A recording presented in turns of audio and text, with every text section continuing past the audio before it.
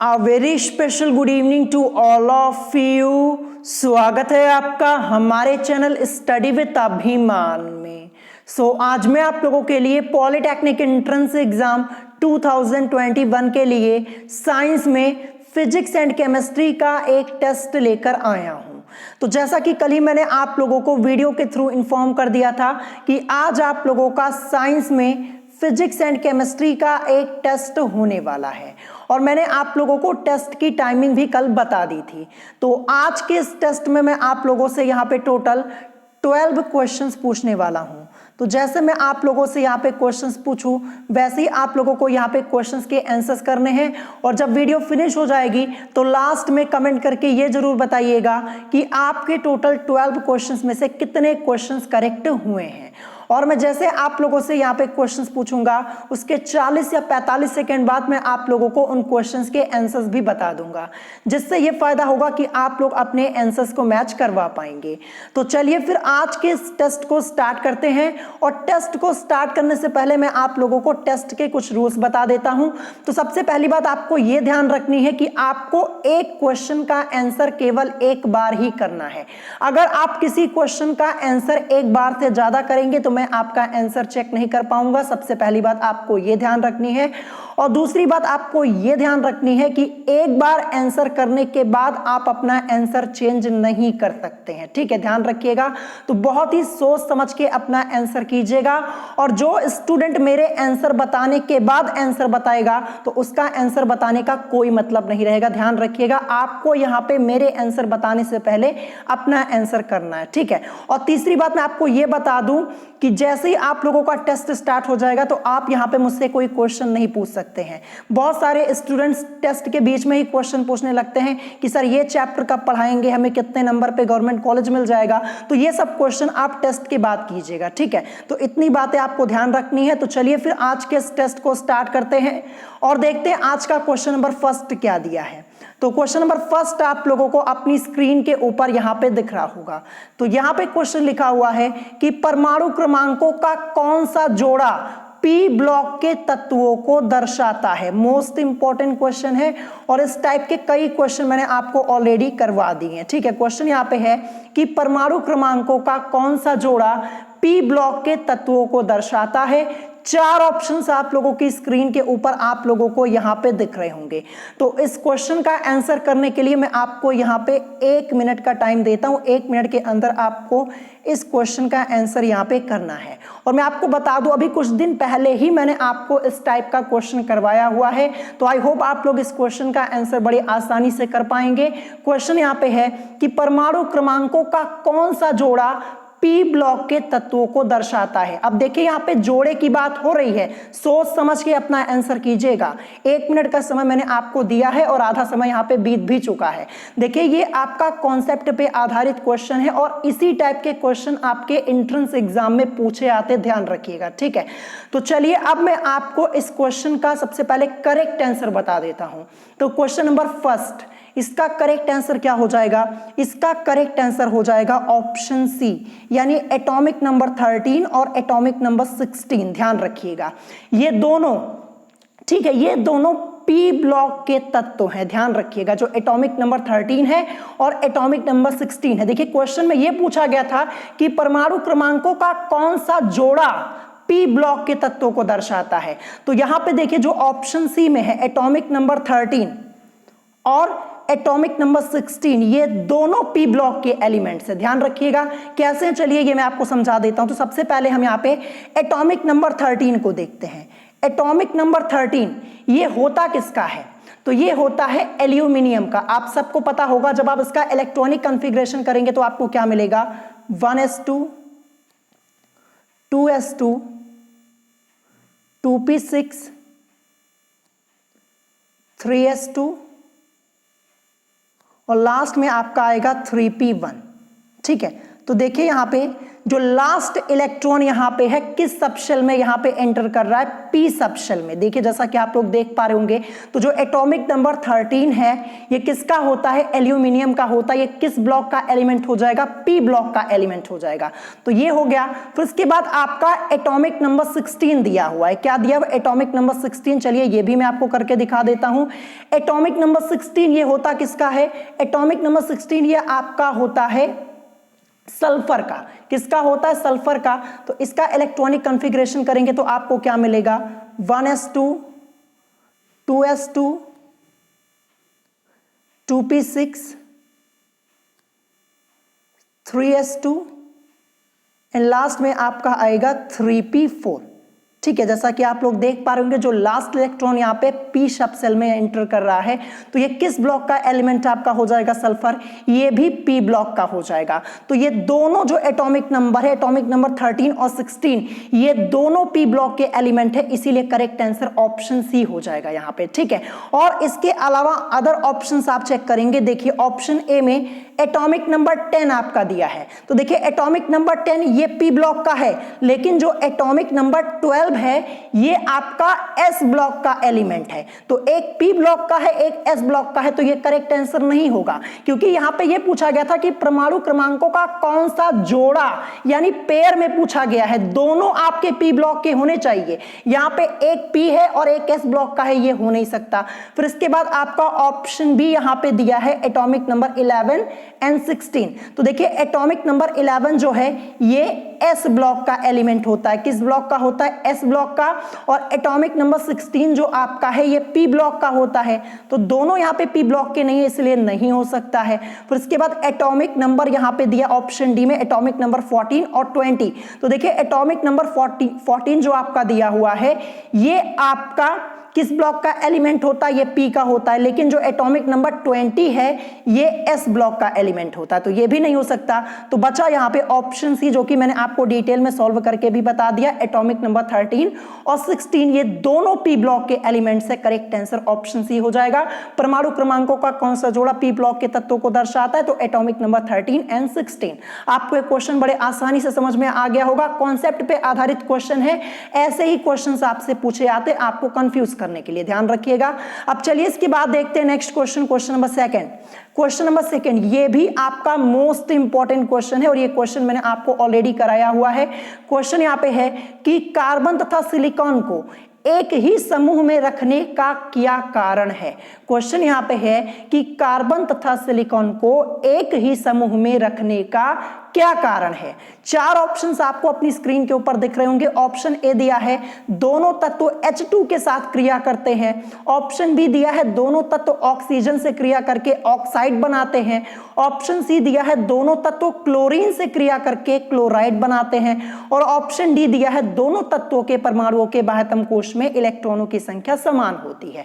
तो ये भी आपका कॉन्सेप्ट पे आधारित ही क्वेश्चन है, सिंपल सा क्वेश्चन, मैंने आपको पहले भी कई बार कराया हुआ है। तो इस क्वेश्चन का आंसर करने के लिए मैं आपको यहाँ पे 20 सेकंड का समय देता हूँ। 20 सेकंड के अंदर आपको अपना आंसर करना है। और मैं आपको बता दूं इसी टाइप के क्वेश्चंस आपसे पूछे आते, ध्यान रखिएगा। ये सब क्वेश्चन मैंने आपको ऑलरेडी कराया हुआ, तभी आज के टेस्ट में मैं आप लोगों से ये क्वेश्चन यहाँ पे पूछ रहा हूँ। ठीक है, तो यहाँ पे 20 सेकंड का टाइम हो जाता है कंप्लीट। मैं आपको इस क्वेश्चन का करेक्ट आंसर बता देता हूँ। क्वेश्चन नंबर सेकंड, इसका करेक्ट आंसर आपका ऑप्शन डी हो जाएगा, यानी दोनों तत्वों के परमाणुओं के बाह्यतम कोश में इलेक्ट्रॉनों की संख्या समान है, ये आपको ध्यान रखना है। चलिए मैं आपको सॉल्व करके समझा देता हूं, अभी आप वैसे ही समझ जाएंगे। कार्बन को सी से रिप्रेजेंट करते हैं, एटॉमिक नंबर इसका 6 होता है। अगर आप इसका इलेक्ट्रॉनिक कॉन्फ़िगरेशन करेंगे तो आपको क्या मिलेगा, देखिए 1s2 2s2 और 2p2 ये आपको मिलेगा। जर्नल फॉर्म में लिखेंगे तो पहले में देखिए 2 इलेक्ट्रॉन, दूसरे में 2s2 2p2, 2 और 2 4, यानी 2,4 इसका इलेक्ट्रॉनिक कॉन्फ़िगरेशन होगा। तो देखिए यहां पे देखिए बाह्यतम कोश में उपस्थित इलेक्ट्रॉनों की संख्या कितनी है कार्बन के, 4 इलेक्ट्रॉन है ना, ध्यान रखिएगा 4 इलेक्ट्रॉन है कार्बन के बाह्यतम कोश में। अब हम किसका करेंगे, अब हम करेंगे सिलिकॉन का। सिलिकॉन को हम Si से रिप्रेजेंट करते हैं, एटॉमिक नंबर इसका होता है 14। क्या होता है, 14 होता है। अब इसका इलेक्ट्रॉनिक कॉन्फ़िगरेशन करेंगे तो क्या मिलेगा, 1s2 2s2 2p6 3s2, फिर इसके बाद हमें मिलेगा 3p2। जब जर्नल फॉर्म में इसे लिखेंगे तो पहले में देखिए 2 इलेक्ट्रॉन है, दूसरे में 2s2 2p6 यानी 2 और 6 8, और तीसरे में 3s2 3p2 2 और 2 4 इलेक्ट्रॉन। तो देखिए यहाँ पे सिलिकॉन के बाह्यतम कोश में इलेक्ट्रॉनों की संख्या कितनी है, 4 है, और कार्बन के भी बाह्यतम कोश में उपस्थित इलेक्ट्रॉनों की संख्या क्या थी, 4 ही थी ना। तो करेक्ट आंसर क्या हो जाएगा, दोनों तत्वों के परमाणु के बाह्यतम कोश में इलेक्ट्रॉनों की संख्या जो है वो समान है। कार्बन के भी बाह्यतम कोश में 4 इलेक्ट्रॉन है और सिलिकॉन के भी 4 इलेक्ट्रॉन है बाह्यतम कोश में। आपको समझ में आ गया होगा, ऑप्शन डी इस क्वेश्चन का करेक्ट आंसर हो जाएगा। मैं आपको कई बार बता रहा हूं कि आपको एक क्वेश्चन का आंसर केवल एक बार करना है, ध्यान रखिएगा। जो भी स्टूडेंट एक क्वेश्चन का आंसर एक बार से ज्यादा करेगा मैं उसका आंसर गलत ही मानूंगा, ध्यान रखिएगा। आंसर चेक नहीं हो पाएगा आपका। अगर एक क्वेश्चन का आंसर एक बार से आप ज्यादा करेंगे तो मैं आपके आंसर को गलत ही मानूंगा। और उसके अलावा अपना ऑप्शन यहाँ पे चेंज मत कीजिए, ध्यान रखिएगा। एक बार जो आंसर कर दिया मैं उसी को फाइनल मानूंगा, अगर आप चेंज करेंगे तो उससे कोई फायदा होने वाला नहीं है, ध्यान रखिएगा। तो करेक्ट आंसर यहाँ पे ऑप्शन डी हो जाएगा। चलिए इसके बाद देखते हैं next question, question number 3। Question number 3 most important question आपका है और ये आपके एंट्रेंस एग्जाम में ऑलरेडी एक बार पूछा जा चुका है, ठीक है। ये क्वेश्चन आपका एंट्रेंस एग्जाम में एक बार पूछा जा चुका है। क्वेश्चन यहाँ पे है कि निम्न में से सर्वाधिक अम्लीय यौगिक कौन सा है। ये भी क्वेश्चन मैंने आपको ऑलरेडी कराया हुआ है, ध्यान रखिएगा। 4 ऑप्शंस आप लोगों की स्क्रीन के ऊपर आप लोगों को यहाँ पे दिख रहे होंगे। तो सबसे पहले आप लोग इस क्वेश्चन को सॉल्व कीजिए, इसका करेक्ट आंसर बताइए, फिर मैं आपको इस क्वेश्चन का करेक्ट आंसर बताऊंगा। और एक बात यह भी ध्यान रखिएगा, अगर आप तुरंत आंसर कर ले रहे हैं तो इसमें बड़ी बात नहीं है। बड़ी बात यह है कि आपको कॉन्सेप्ट पता है कि नहीं पता है। अगर आप क्वेश्चन को सिर्फ रट के आंसर कर रहे हैं तो कोई फायदा होने वाला नहीं। जैसे ये वाला क्वेश्चन है, अगर आपने इस क्वेश्चन को रट लिया है, याद करके आंसर कर रहे हैं तो कोई फायदा नहीं होने वाला, क्योंकि देखिए क्वेश्चन में आपका चेंज हो जाता है, क्योंकि ये कॉन्सेप्ट पे आधारित है। इसके लिए कुछ रूल है इस क्वेश्चन को सॉल्व करने के लिए, तो यहां पे क्वेश्चन में चेंज हो सकता है, ठीक है। अगर विदाउट कॉन्सेप्ट आप अपना आंसर कर रहे हैं, अगर आपको कॉन्सेप्ट पता नहीं फिर भी आप आंसर कर रहे हैं तो कोई फायदा यहां पे होने वाला नहीं है, ध्यान रखिएगा, ठीक है। तो चलिए सबसे पहले मैं आपको इस क्वेश्चन का करेक्ट आंसर बता देता हूं। क्वेश्चन नंबर 3 इसका करेक्ट आंसर क्या होगा। तो देखिए क्वेश्चन नंबर 3 का करेक्ट आंसर आपका हो जाएगा P2O3। निम्न में से सर्वाधिक अम्लीय यौगिक कौन सा है, तो यह है P2O3। अब कैसे डिसाइड करते हैं, इसके पीछे का कॉन्सेप्ट क्या है। याद करने को तो कोई भी याद कर लेगा कि हाँ यही होगा, लेकिन रीजन क्या है, कॉन्सेप्ट क्या है, ये समझिए। अगर कॉन्सेप्ट नहीं समझेंगे तो इस टाइप के क्वेश्चन को सॉल्व नहीं कर पाएंगे। तो देखिए अगर इस टाइप का क्वेश्चन आपको दिखता है, आपसे पूछा जाए कि सर्वाधिक अम्लीय यौगिक कौन सा है, तो सबसे पहले आप क्या कीजिए, केवल आप एलिमेंट्स पे ध्यान दीजिए, ठीक है। देखिए सबसे पहले आपका यहाँ पे क्या दिया है, P दिया है, ठीक है। आप सिर्फ P पे ध्यान दीजिए। P से हमारा मतलब क्या होता है, फॉस्फोरस होता है, ठीक है। और फॉस्फोरस का एटॉमिक नंबर होता है 15, मैंने आपको कई बार बताया है। फिर इसके बाद ऑप्शन बी में देखिए AS2O3 लिखा, तो हम सिर्फ एलिमेंट देखेंगे जो AS हमारा दिया है। AS से हमारा मतलब होता है आर्सेनिक से। किससे, आर्सेनिक से। आर्सेनिक का एटॉमिक नंबर आपका क्या होता है, तो आर्सेनिक का एटॉमिक नंबर आपका होता है 33, ये मैंने यहां पे लिख दिया। फिर इसके बाद आपका यहां पे देखिए Sb2O3 लिखा हुआ है, ठीक है। तो देखिए Sb हम केवल यहां पे लेंगे। Sb से हमारा मतलब क्या होता है, एंटीमनी से, ठीक है। एंटीमनी को हम Sb से रिप्रेजेंट करते हैं। एटॉमिक नंबर 51 इसका होता है, ये मैंने यहां पे लिख दिया। और लास्ट में आपका Bi2O3, Bi को केवल हम लेंगे। Bi ये क्या होता है, बिस्मथ। बिस्मथ को Bi से रिप्रेजेंट करते हैं। एटॉमिक नंबर 83 इसका होता है, ठीक है। ये मैंने यहां पे लिख दिया। अब मैं आपको कॉन्सेप्ट बताने जा रहा हूं, कॉन्सेप्ट नोट कर लीजिएगा अगर आपको नहीं पता है तो आपको ध्यान रखना है कि आवर्त सारणी में वर्ग में ऊपर से नीचे जाने पर ऑक्साइडों का अम्लीय गुण घटता है। वर्ग में ऊपर से नीचे जाने पर ऑक्साइडों का अम्लीय गुण घटता है, बस आपको इतना ध्यान रखना है। तो देखिए जब हम वर्ग में ऊपर से नीचे आएंगे पेरियोडिक टेबल में, तो देखिए सबसे ऊपर आपका क्या यहां पे रहेगा, फॉस्फोरस रहेगा, जो आपका यहां पे ऑप्शन में दिया है। इसके अकॉर्डिंग फॉस्फोरस सबसे ऊपर, फिर उससे नीचे आपका आर्सेनिक, फिर उससे नीचे यहां पे एंटीमनी, और सबसे नीचे आपका यहां पे बिस्मथ आएगा। कॉन्सेप्ट क्या बताया, आवर्त सारणी में वर्ग में ऊपर से नीचे जाने पर ऑक्साइडों का अम्लीय गुण घटता है, यानी जो सबसे ऊपर होगा यही आपका क्या हो जाएगा, सर्वाधिक अम्लीय हो जाएगा। सबसे ऊपर वाला सबसे अधिक अम्लीय, फिर उससे नीचे वाला उससे थोड़ा कम होगा, फिर जो उसके नीचे और दिया है वो और थोड़ा कम होगा, और जो सबसे नीचे दिया है वो सबसे कम होगा। यानी यहाँ पे सर्वाधिक अम्लीय यौगिक कौन सा हो जाएगा, जो सबसे ऊपर है। तो करेक्ट आंसर देखिए यहाँ पे पी, हमने पी वाला लिया था, पी वाला ये है P2O3, यही आपका इस क्वेश्चन का करेक्ट आंसर हो जाएगा। तो सिंपल सा मेथड मैंने आपको बताया है, जो कॉन्सेप्ट लगा कॉन्सेप्ट भी मैंने आपको बता दिया कि आवर्त सारणी में वर्ग में ऊपर से नीचे जाने पर ऑक्साइडों का अम्लीय गुण घटता है। तो ऊपर से नीचे जाने पर घट जाएगा, इसका मतलब जो सबसे ऊपर है वो सबसे अधिक अम्लीय यौगिक यहाँ पे हो जाएगा, और जो सबसे नीचे है वो सबसे कम हो जाएगा। बस इतना आपको ध्यान रखना है। ऑप्शन ए इस क्वेश्चन का करेक्ट आंसर हो जाएगा। और इसी लेवल के क्वेश्चन आपके आते हैं एंट्रेंस एग्जाम में। ये क्वेश्चन आपका पेपर में आ चुका है, चेक कर लीजिएगा। और मैं आपको वही क्वेश्चंस कराता हूं जो आपके एंट्रेंस एग्जाम में आ सकते हैं, ध्यान रखिएगा। तो यहां पे करेक्ट आंसर ऑप्शन ए होगा, ठीक है। अब चलिए इसके बाद देखते हैं next question, question number 4। Question number 4 simple सा क्वेश्चन, ये भी कॉन्सेप्ट पे ही आधारित है। क्वेश्चन यहाँ पे है, यदि आपतित प्रकाश की तरंग दैर्घ्य बढ़ाई जाए। देखिए तरंग दैर्घ्य को हम लैम्डा से रिप्रेजेंट करते हैं, मैंने आपको कई बार बताया है। तो यदि आपतित प्रकाश की तरंग दैर्घ्य बढ़ाई जाए तब किसी माध्यम के अपवर्तनांक पर क्या प्रभाव पड़ेगा। ऑप्शन ए दिया है घटेगा, ऑप्शन बी बढ़ेगा, ऑप्शन सी नियत रहेगा, और ऑप्शन डी इनमें से कोई नहीं। तो करेक्ट आंसर आपका यहाँ पे क्या हो जाएगा, ये आपको यहाँ पे बताना है। और ये भी क्वेश्चन मैंने आपको ऑलरेडी कराया हुआ है।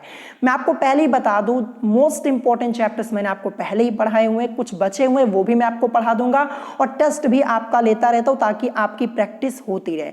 मैं कुछ स्टूडेंट्स को देखता हूं, वो लोग कमेंट क्या करते, वो कमेंट ये करते कि सर जल्दी से जल्दी सिलेबस फिनिश कर दीजिए। ठीक है, वो तो मैं फिनिश कर दूंगा, लेकिन जब टेस्ट होता है तो स्टूडेंट्स यहाँ पे टेस्ट देने नहीं आते, बस सिलेबस कंप्लीट हो जाए इससे मतलब है, लेकिन जब टेस्ट होगा इससे कोई मतलब नहीं होता है।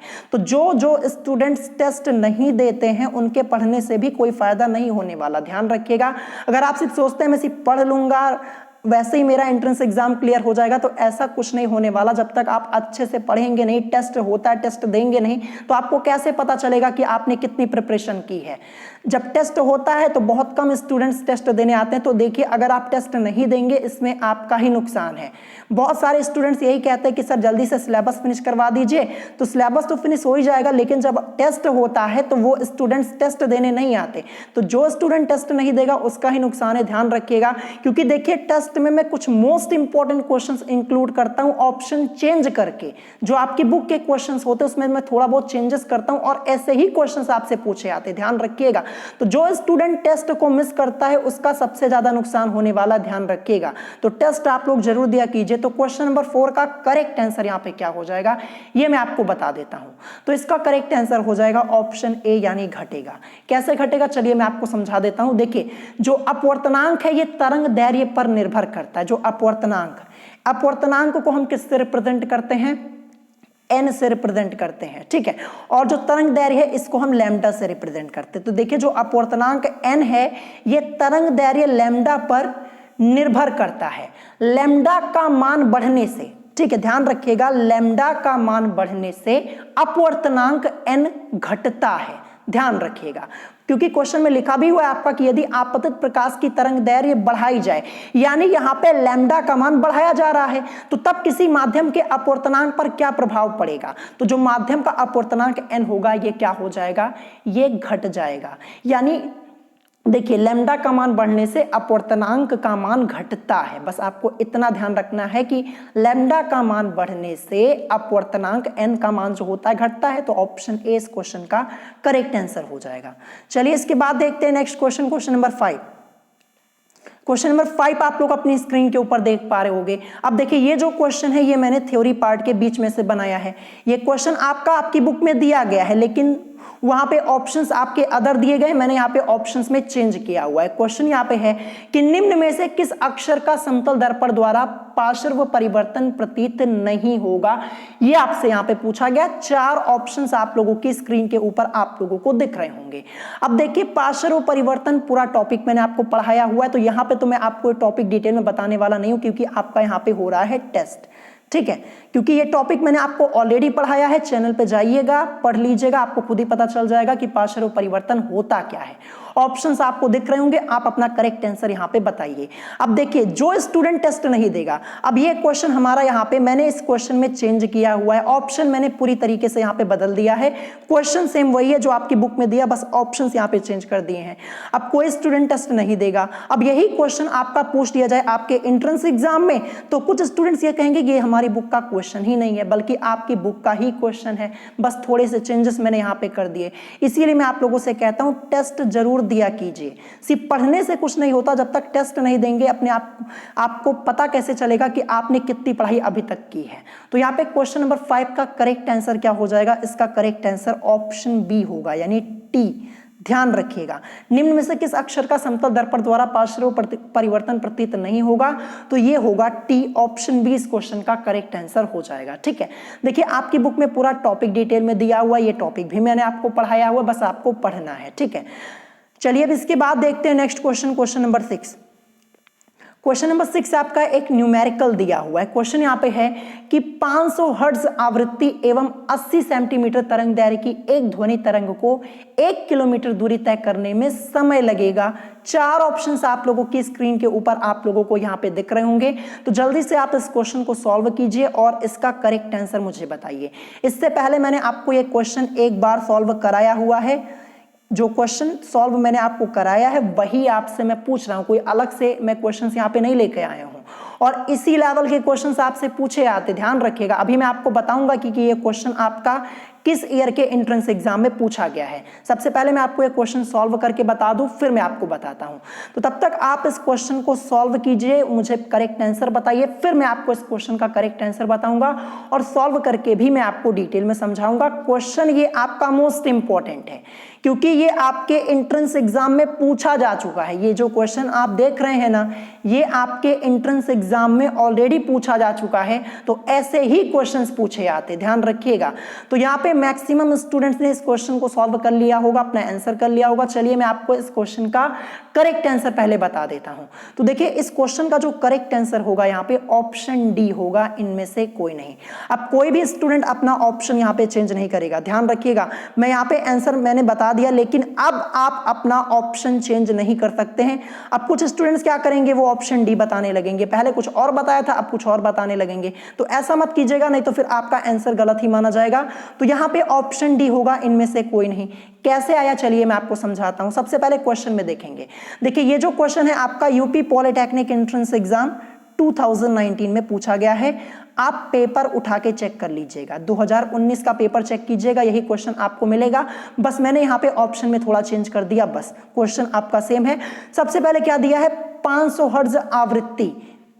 देखिए आवृत्ति को हम किससे रिप्रेजेंट करते हैं, एन से। मैंने आपको बताया हुआ है एन की वैल्यू हमें कितनी दी है यहाँ पे, 500 हर्ट्ज, ये मैंने यहाँ पे लिख दिया, ये हमें दी हुई है। तो इसके बाद लिखा एवं 80 सेंटीमीटर तरंग दैर्घ्य की एक ध्वनि तरंग। अब देखिए तरंग दैर्घ्य यानी लैम्डा की वैल्यू हमें कितनी दी है, लैम्डा की वैल्यू हमें 80 और सेंटीमीटर में दिया है, सेंटीमीटर में दिया है। हमें इसको क्या करना है, इसको हमें मीटर में चेंज करना होगा। मीटर में चेंज करेंगे तो क्या करेंगे, कुछ नहीं करना, बस नीचे हम यहाँ पे 100 से डिवाइड कर देंगे। ठीक है, 100 से डिवाइड कर देंगे, ये हमारा मीटर में चेंज हो चुका है। क्योंकि एक मीटर में आपके कितने सेंटीमीटर होते हैं, 100 सेंटीमीटर होते हैं ना, 1 मीटर बराबर 100 सेंटीमीटर आपका होता है। तो देखिए यहाँ पे 80 सेंटीमीटर, अगर इसमें मैं 100 से डिवाइड कर दूं तो ये मीटर में आपका चेंज हो जाएगा ना, बिल्कुल चेंज हो जाएगा। तो यहाँ पे 18/100 और ये आपका मीटर में हो चुका। फिर इसके बाद हमें यहाँ पे आगे क्या दिया है कि 80 सेंटीमीटर तरंग दैर्घ्य की एक ध्वनि तरंग को 1 किलोमीटर दूरी तय करने में, दूरी यानी हमें यहाँ पे s की वैल्यू कितनी दी गई है, s की वैल्यू हमें यहाँ पे दी हुई है 1 किलोमीटर। 1 किलोमीटर को हम मीटर में चेंज करेंगे तो हमें क्या मिलेगा, 1000 मीटर मिलेगा। ठीक है, ये मैंने यहाँ पे कर दिया। अब सबसे पहले हम यहाँ पे क्या करेंगे, सबसे पहले हम यहाँ पे v की वैल्यू को निकालेंगे, वेग निकालेंगे। ठीक है, तो v इज इक्वल टू आपका फॉर्मूला क्या होता, v is equal to formula होता है n लैम्डा। क्या होता है, v is equal to formula आपका होता है n लैम्डा, मैंने आपको ऑलरेडी बताया है। तो n की वैल्यू हमारी यहाँ पे क्या है, n की वैल्यू हमारी 500 हर्ट्ज है, ये मैंने यहाँ पे लिख दिया, इंटू लैम्डा, लैम्डा की वैल्यू 80 और अपॉन में 100, क्योंकि हमने इसको मीटर में चेंज किया था। अब ये 0 से ये 0, 2 0 से ये 2 0 आपका कैंसिल हो जाएगा। 80 की मल्टीप्लाई 5 में आप करवाएंगे तो आपको क्या मिलेगा, आपको मिलेगा 400 और मीटर पर सेकंड में आएगा, क्योंकि हम यहाँ पे वेग को निकाल रहे हैं। तो देखिए v की वैल्यू को हमने यहाँ पे निकाल लिया। v की वैल्यू 400 मीटर पर सेकंड हमें मिली है। अब हमें यहाँ पे समय निकालना है, समय हमें यहाँ पे निकालना है। तो समय बराबर फॉर्मूला क्या हो जाएगा, समय बराबर हमारा फॉर्मूला हो जाएगा दूरी और बटे में आपका क्या आ जाएगा, वेग आ जाएगा। ठीक है, दूरी बटे वेग। दूरी हमें कितनी दी गई थी, 1 किलोमीटर, जिसको हमने चेंज किया था मीटर में, तो 1000 मीटर हमारा आया था। 1000 मीटर ये दूरी है, 1000 मीटर मैंने यहां पे लिख दी। और फिर उसके बाद वेग हमने कितना निकाला, 400 मीटर पर सेकेंड, तो अपॉन में 400 और मीटर पर सेकेंड ये मैं यहां पे लिख दे रहा हूं। ठीक है, अब देखिए ये 0 से ये 0, ये 0 से ये 0 कैंसिल हो जाएगा। अब देखिए ये मीटर से मीटर आपका कैंसिल हो जाएगा, बचा 10 बटे में 4। जब यहां पे आप डिवाइड करेंगे, 10 में 4 से भाग देंगे तो आपको क्या मिलेगा, आपको यहां पे मिल जाएगा 2.5। और देखिए मीटर से मीटर कैंसिल हो ही चुका है, सेकेंड में आएगा, यानी 2.5 सेकेंड। यही इस क्वेश्चन का करेक्ट आंसर हो जाएगा। ठीक है, चलिए ऑप्शन में चेक करते कहां पे दिया है। तो ऑप्शन में आपको कहीं दिया ही नहीं हुआ था, इसीलिए करेक्ट आंसर आपका ऑप्शन डी हुआ था। ठीक है, तो इसी लेवल के क्वेश्चंस आपके एंट्रेंस एग्जाम में पूछे आते। 2019 का ये क्वेश्चन है, आप चेक कर सकते हैं। और ऐसे ही क्वेश्चंस आपसे पूछे आएंगे। ये क्वेश्चन आपका रिपीट हो सकता है 2021 के एंट्रेंस एग्जाम में, ध्यान रखिएगा। तो ऑप्शन डी इनमें से कोई नहीं, यही आपका करेक्ट आंसर हो जाएगा। चलिए इसके बाद देखते हैं next question, question number 7। Question number 7 आप लोग अपनी स्क्रीन के ऊपर देख पा रहे होंगे। और ये भी क्वेश्चन आपके एंट्रेंस एग्जाम में पूछा जा चुका है और हो सकता है 2021 के एंट्रेंस एग्जाम में आपसे पूछ लिया जाए। क्वेश्चन है कि वोल्ट मीटर को श्रेणी क्रम में जोड़ने पर धारा का मान हो जाएगा। क्वेश्चन है कि वोल्ट मीटर को श्रेणी क्रम में जोड़ने पर धारा का मान हो जाएगा। 4 ऑप्शंस आप लोगों की स्क्रीन के ऊपर आप लोगों को दिख रहे होंगे। ये भी क्वेश्चन मैंने आपको पहले कराया हुआ, तभी टेस्ट में मैं आप लोगों से पूछ रहा हूं। ऑप्शन ए दिया है कम, ऑप्शन बी अधिक, ऑप्शन सी उतना ही रहेगा और ऑप्शन डी दिया है 0। तो 2021 के एंट्रेंस एग्जाम में आपसे ये क्वेश्चन पूछा जा सकता है। अब बहुत सारे स्टूडेंट्स डेली मुझसे ये कमेंट करके पूछते हैं कि क्या 2021 का एंट्रेंस एग्जाम होगा। तो मैं आप लोगों को बता दूं, आपका एंट्रेंस एग्जाम जरूर होगा, ध्यान रखिएगा। लास्ट ईयर तो आपका एंट्रेंस एग्जाम सितंबर के मंथ में हुआ था, कंडीशंस अच्छी नहीं थी, फिर भी आप लोगों का एंट्रेंस एग्जाम हुआ था। लास्ट ईयर कंडीशन ज्यादा खराब थी, लेकिन फिर भी आप लोगों का एंट्रेंस एग्जाम सितंबर के महीने में जाकर हुआ था। बहुत सारे स्टूडेंट्स लास्ट ईयर ये सोच रहे थे कि मेरिट के बेसिस पर एडमिशन हो जाएगा, तो ऐसा कुछ नहीं होने वाला।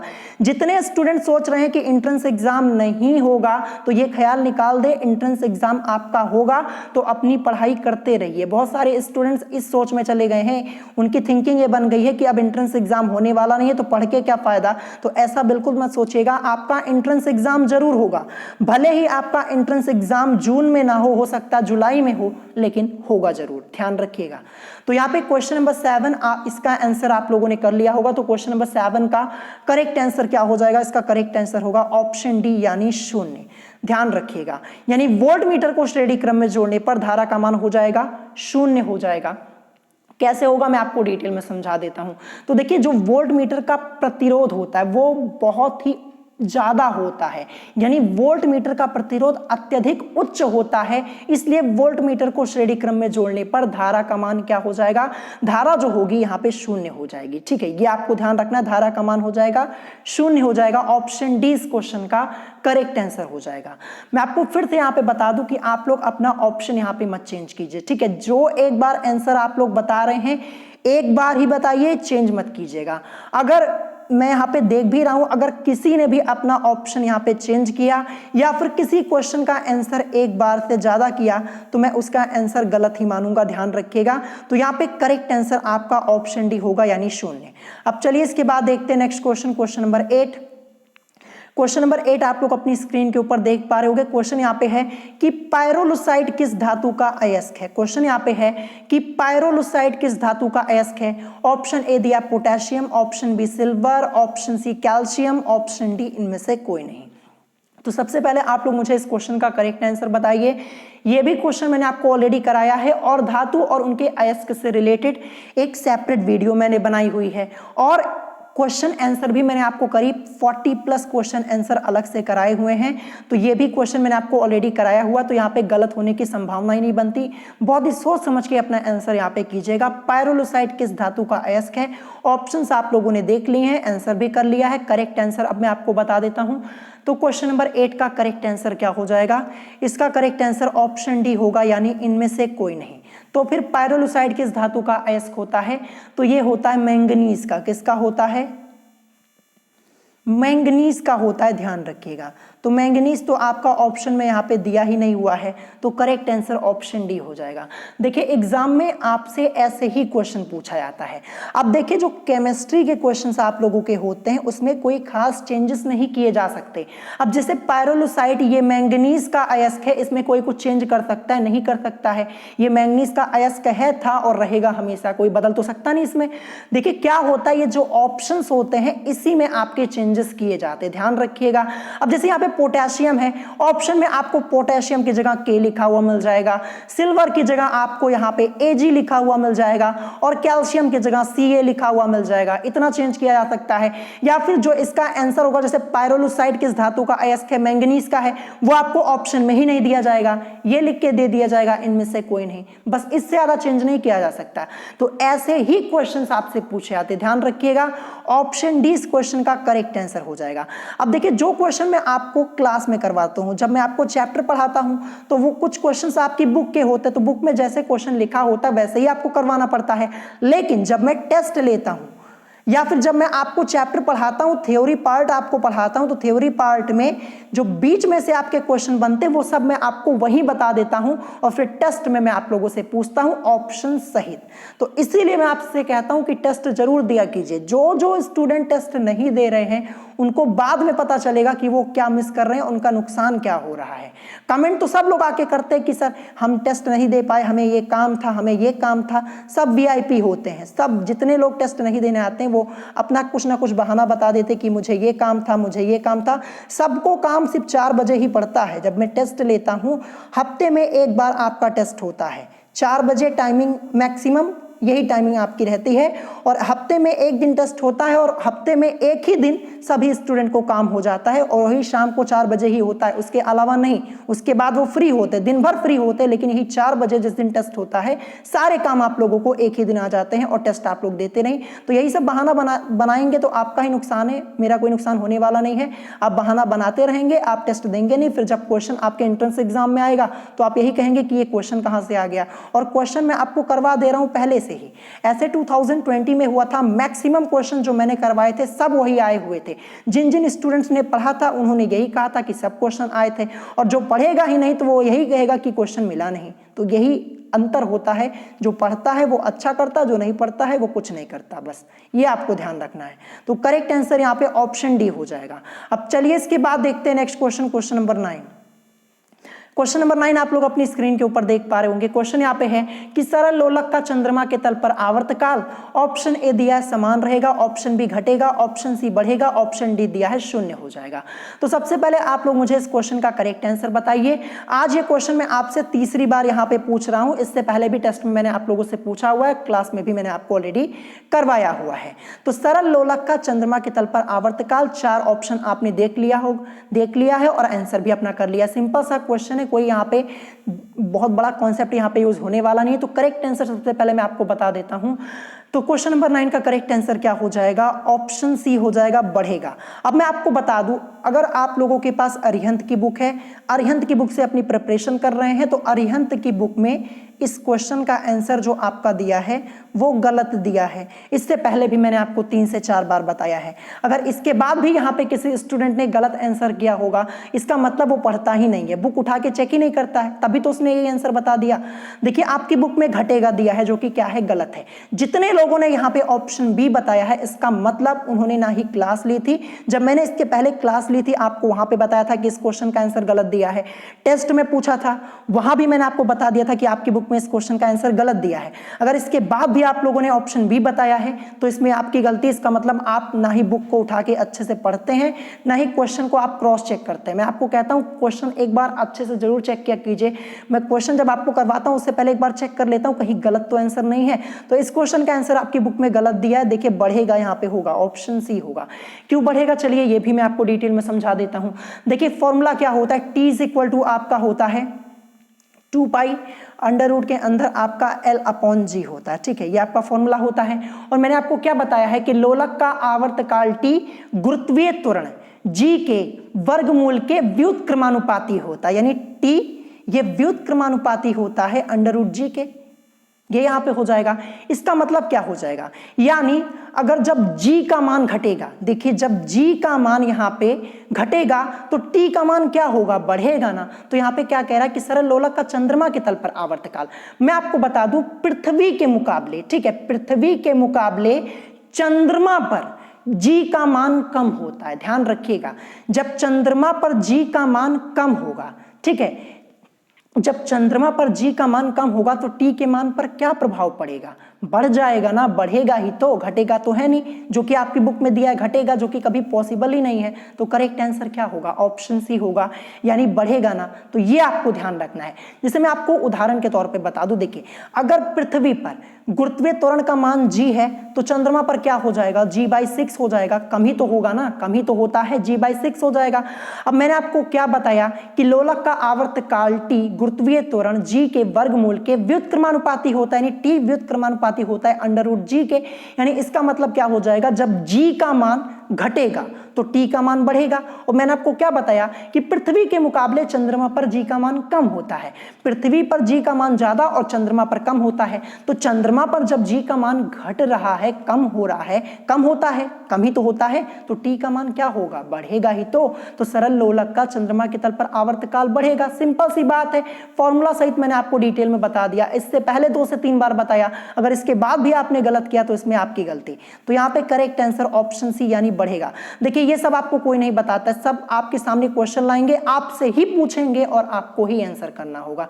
तो ये काम मैं नहीं करता। यहां तक मैं टेस्ट लेता हूं ना, तो टेस्ट में भी जब क्वेश्चन का आंसर आप लोग बता देते अपना, मैं आपको सभी चीजें डिटेल में समझा देता हूं। ये नहीं कि टेस्ट लेने आया हूं तो सिर्फ क्वेश्चन पढ़ दिया और आंसर बता दिया, ऐसे नहीं करता हूं, सभी चीजें डिटेल में बताता हूं। तो करेक्ट आंसर ऑप्शन सी होगा, ध्यान रखिएगा। अब चलिए इसके बाद देखते हैं नेक्स्ट क्वेश्चन, क्वेश्चन नंबर 10।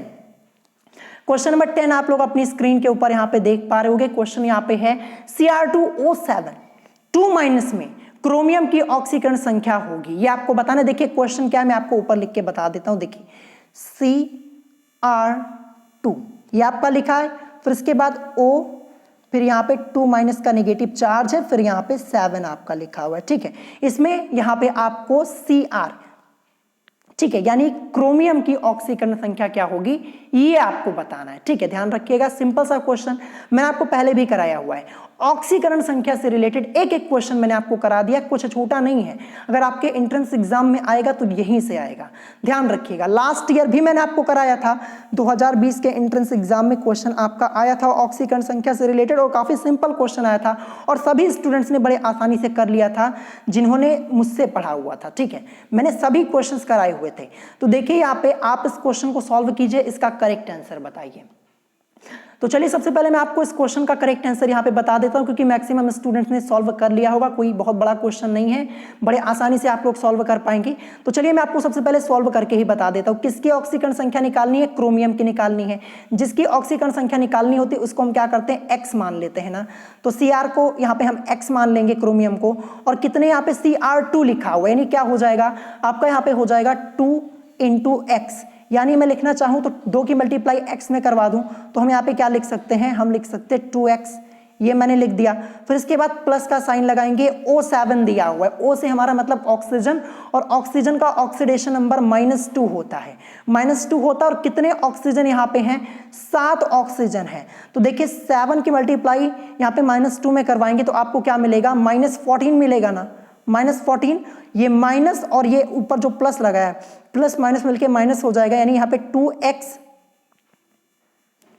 - 14 = अब देखिए यहाँ पे 2 निगेटिव चार्ज भी आपका लगा हुआ है, तो इसका मतलब क्या हो जाएगा, -2 हो जाएगा, इज इक्वल टू -2 लिखेंगे, या फिर 2x इज इक्वल टू हम यहाँ पे क्या कर देंगे, देखिए बराबर के इधर -2 ये तो है ही, और ये -14 जब बराबर के इधर आएगा तो +14 हो जाएगा, ये मैंने यहाँ पे कर दिया।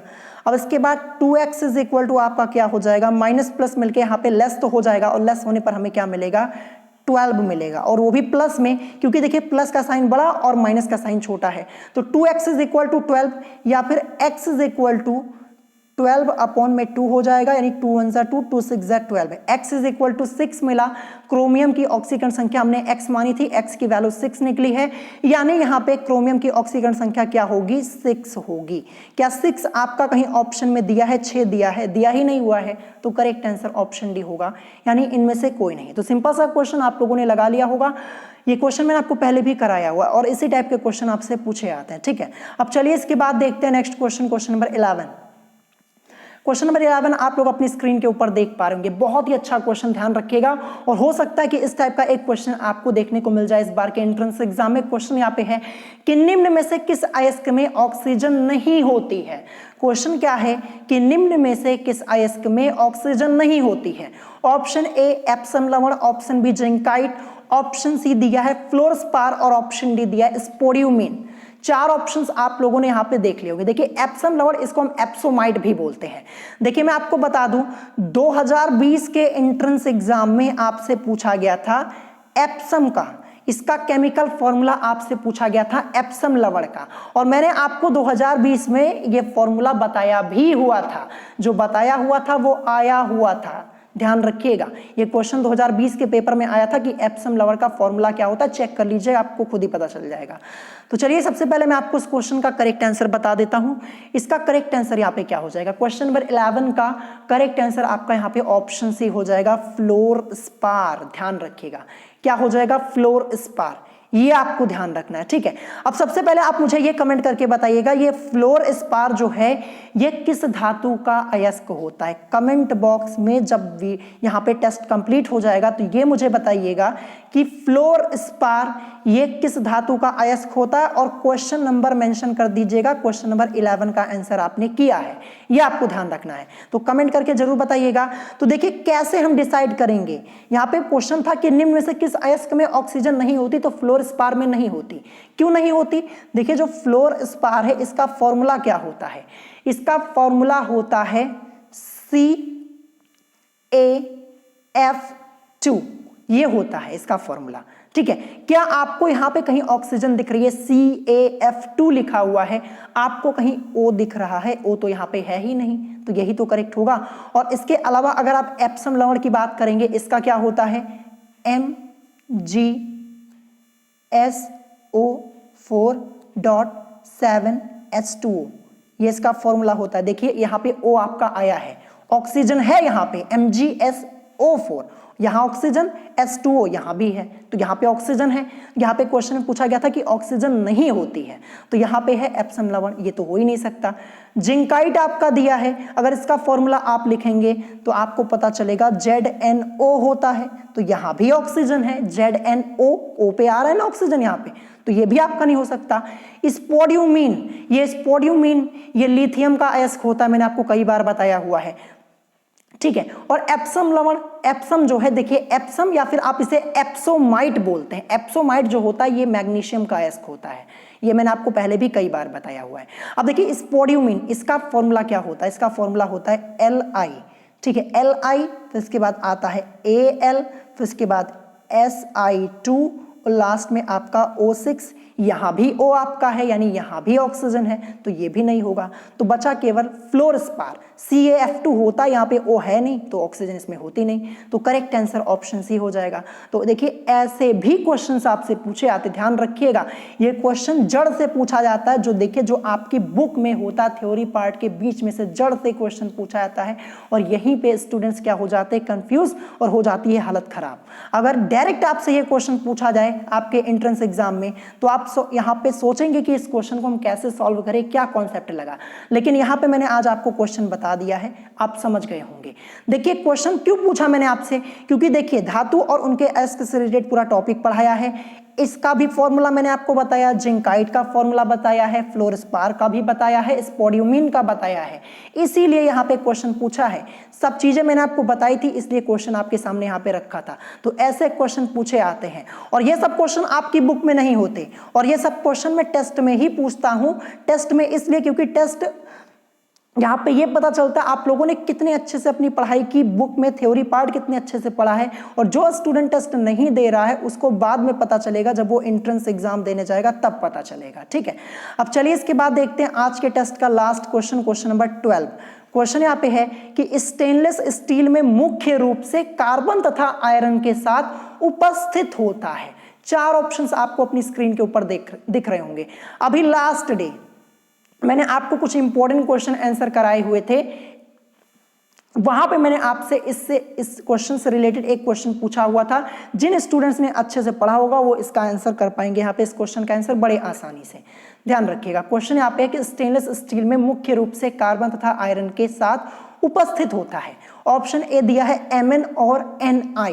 Mn से मतलब मैंगनीज और Ni से मतलब निकल, फिर इसके बाद Cr और Co यानी क्रोमियम और कोबाल्ट, फिर निकल और क्रोमियम, फिर कोबाल्ट और मैंगनीज। तो सबसे पहले आप लोग मुझे इस क्वेश्चन का करेक्ट आंसर बताइए। और सिंपल सा क्वेश्चन, मैक्सिमम स्टूडेंट्स ने अपना आंसर भी कर लिया। क्वेश्चन नंबर 12 का करेक्ट आंसर क्या हो जाएगा? तो देखिए जो क्वेश्चन नंबर 12 है इसका आपका यहाँ पे करेक्ट आंसर ऑप्शन सी हो जाएगा, यानी निकल और क्रोमियम, यही इस क्वेश्चन का करेक्ट आंसर हो जाएगा। यानी स्टेनलेस स्टील में मुख्य रूप से कार्बन तथा आयरन के साथ जो उपस्थित होता है वो आपका होता है निकल और क्रोमियम। ध्यान रखिएगा, ठीक है। ऑप्शन सी इस क्वेश्चन का करेक्ट आंसर हो जाएगा। क्वेश्चन ये भी आपका इंपॉर्टेंट है, ठीक है। तो आज के इस टेस्ट में मैंने आप लोगों से यहाँ पे टोटल 12 क्वेश्चन पूछे हुए हैं। तो कमेंट करके ऑनेस्टी के साथ बताइएगा कि आपके 12 क्वेश्चंस में से कितने क्वेश्चंस करेक्ट हुए हैं। और एक खास बात मैं आपको बता दूं, जिन जिन स्टूडेंट्स ने किसी क्वेश्चन का आंसर एक बार से ज्यादा किया है या फिर अपना ऑप्शन चेंज किया है, उन सब का नाम मैंने यहां पे नोट कर लिया है, उनका स्क्रीनशॉट मैंने यहाँ पे ले लिया है।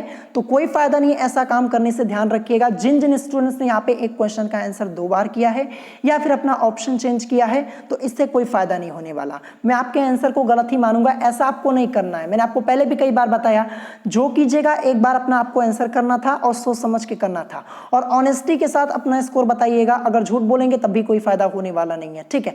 तो आज का टेस्ट यहाँ पे हो जाता है कंप्लीट। टोटल 12 क्वेश्चन पूछे हुए थे। कमेंट करके जरूर बताइएगा कितने करेक्ट हुए।